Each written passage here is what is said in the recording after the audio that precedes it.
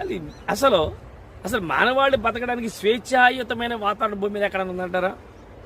ఉందండి. స్విట్జర్లాండ్ వెళ్తే బాగుంటుంది అంటారా? స్విట్జర్లాండ్లో వర్షాలు పడవా? స్విట్జర్లాండ్లో భూకంపాలు రావా? స్విట్జర్లాండ్లో ఏదైనా ఇబ్బందులు కలగమంటారా? అది కూడా భూమి మీద ఉన్న ప్రాంతమేగా. ఈ భూమి మీదకే వచ్చింది భయం, భూనివాసం భయం వచ్చింది.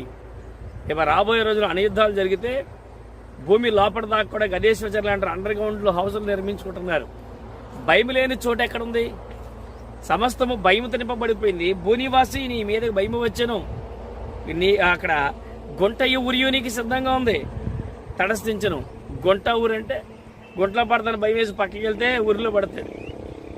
కనుక దేవుని వాక్యం చెప్తుంది కదా, బయట బయట ఏదో భయంకరమే జరుగుతున్నాయని ఇంటిలో కొంచెం గోడ మీదే చేయేస్తే గోడ మీద సర్పం గడుస్తుందట.